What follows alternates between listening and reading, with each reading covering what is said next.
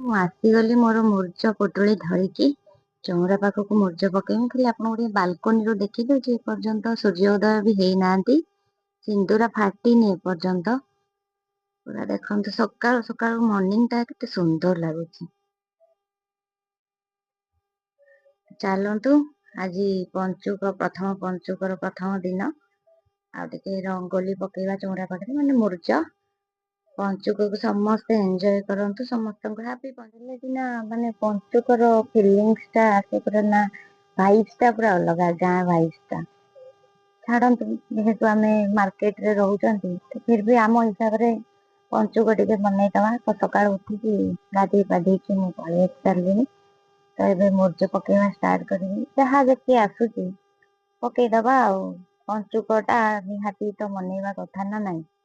ଆଉ ଗାଁ ରେ ଥିଲେ ଅଲଗା, ଯେହେତୁ ଆମେ ସହରରେ ଅଛନ୍ତି, ସହରର ଜିନ୍ଦଗୀ କଣ କରିବା, ବଞ୍ଚିବାକୁ ତ ଏଇଠି ମୁଁ ଫାଇନାଲି ହ୍ୱାଇଟ କଲରରେ ପ୍ରଥମେ ପୁରା ପେଣ୍ଟିଂ ଟା ଡ୍ର କରିଦେଇଥିଲି, ତାପରେ ସେଥିରେ କଲର ଭରି ଦେଇଥିଲି।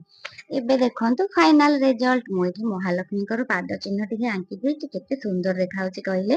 ଖାଲି କଣ ମହାଲକ୍ଷ୍ମୀଙ୍କୁ ଡାକିଲେ ହବ, ଯେହେତୁ ଆମେ କାର୍ତ୍ତିକ ମାସ ପୁରୀ ଯାଇପାରିବାନି, ତ ସେଇଥିପାଇଁ ମୁଁ ଜଗନ୍ନାଥଙ୍କୁ ଘରେ ବନେଇଦେଲି, ମାନେ ଜଗନ୍ନାଥଙ୍କୁ ଘରକୁ ଆବାହନ କରିଦେଇଛି। ତାଙ୍କର ପ୍ରତିମୂର୍ତ୍ତି ଟିକେ ବନେଇ ଦେଇ ସାରିବା ପରେ ଠାକୁରଙ୍କୁ ଏଇଠି ଆସିକି ଟିକେ ଭଲରେ ଫୁଲ ଫୁଲ ଦେଇକି ସଜେଇକି ଠାକୁରଙ୍କୁ ଟିକେ ପୂଜା କରିଦେଲି। ତାପରେ ଜଗନ୍ନାଥଙ୍କୁ ଟିକେ ପୂଜା କରିଦେଇକି ବାହାରେ କଳସ ଟିକେ ରଖିଦେଲି। ସାଙ୍ଗମାନେ ସବୁ ସିନା କଲି, ହେଲେ ମନ ଦୁଃଖ, ଏତେ ବଡ ପଞ୍ଚୁକଟାରେ ଟିକେ ମନ୍ଦିର ଯାଇପାରୁନି, ଯେହେତୁ ହଜବେଣ୍ଡଙ୍କର ଏ ସିଫ୍ଟ। ଛାଡନ୍ତୁ, କଣ କରିବା ଆଉ। ସୂର୍ଯ୍ୟଙ୍କୁ ନମ କର, ଭଲ କି ଓମ୍ ସୂର୍ଯ୍ୟ ଦେବାୟ ନମ। ତାର ସୂର୍ଯ୍ୟଙ୍କୁ ନମସ୍କାର କରିକି ଆସିଲା ସିଧା ଠାକୁର ଘରକୁ, ମାନେ ଠାକୁରଙ୍କ ପାଖରେ ଟିକେ ପ୍ରାର୍ଥନା କରିବା। ସେ ତାର ନିଜେ ନିଜେ ସବୁବେଳେ ନିଜ କାମ କରିବାକୁ ପ୍ରିଫର କରେ।